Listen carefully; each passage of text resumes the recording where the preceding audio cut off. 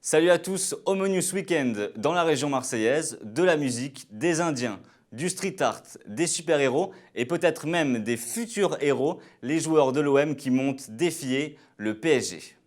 Si vous ne faites pas partie des chanceux qui ont décroché les dernières places pour le concert d'IAM ce soir, vous pouvez toujours aller vibrer sur les grosses basses du Télérama Dub Festival. Ça se passe au Cabaret Aléatoire à Marseille.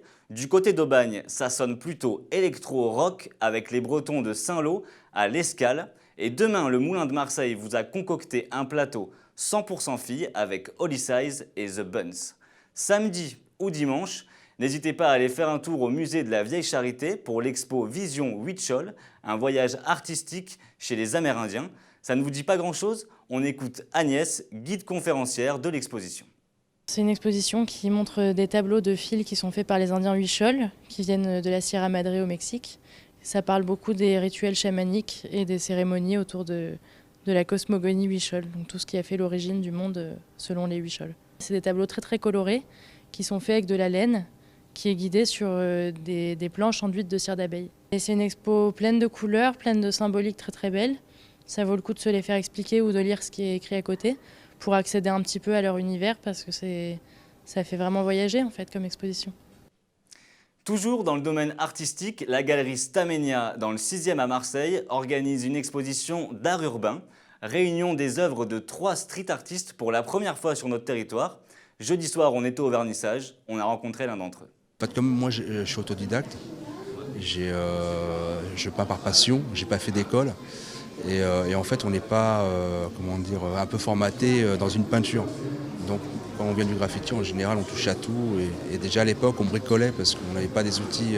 Je parle de ça en 1989, ça remonte, parce qu'aujourd'hui, il y a tous les produits pour le graffiti. Donc, c'est un mouvement culturel avant tout. Et on n'a jamais pensé qu'un jour on vivrait de notre travail. Voilà. Ce que je fais sur toile, c'est autre chose, c'est plus un travail personnel. C'est plus du graffiti comme je pouvais faire dans la rue. Voilà. Qui n'a jamais rêvé d'être un super-héros, voire d'en rencontrer un ou plusieurs? Eh bien, direction Marseille, au Parc Chano, qui accueille la première édition du Héros Festival tout le week-end. Un événement consacré à la culture des super-héros d'hier, d'aujourd'hui et de demain.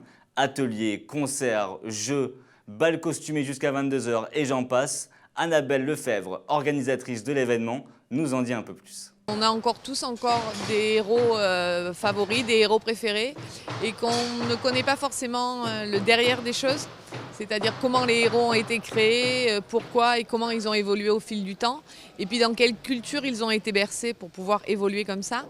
Et nous, c'est comme ça qu'on a voulu construire le salon, comme un voyage culturel autour de 3 univers, donc l'Asie, l'Europe et les Amériques, à la fois pour présenter les héros mais aussi les cultures qu'il y a derrière ces héros. Et ensuite, on retrouve un espace transversal qui est celui des jeux vidéo et qui traverse à la fois les continents et les époques. Ce week-end, c'est aussi l'occasion de supporter l'équipe de France de rugby. Les Bleus affronteront les Fidji samedi au Stade Vélodrome.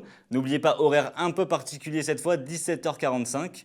En tout cas, on espère que la nouvelle arène marseillaise leur amènera autant de réussite qu'à l'OM. L'OM justement qui se déplace dimanche au Parc des Princes pour affronter le PSG à 21 h. Célèbre classico, un vrai match au sommet puisque les Marseillais sont premiers et les Parisiens deuxièmes. Les joueurs sont très motivés, on écoute l'attaquant vedette marseillais André-Pierre Gignac. C'est le match de la première partie de saison.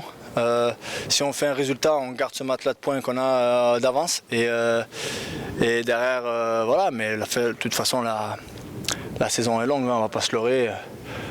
Paris commence à revenir fort. Nous, étrangement, on a gagné 8 matchs d'affilée, plus ce soir le 9e, et ils sont qu'à 4 points de nous, alors qu'on dit qu'ils font un mauvais début de saison. Voilà. Il y a des garçons qui vont se préparer pour aller au charbon et pour embêter cette équipe de Paris chez elle. On peut le faire. On y va pour prendre des points. Ça te va ? Allez, bon week-end à tous. Je vous donne rendez-vous la semaine prochaine. D'ici là, restez connectés. À très vite sur City Post.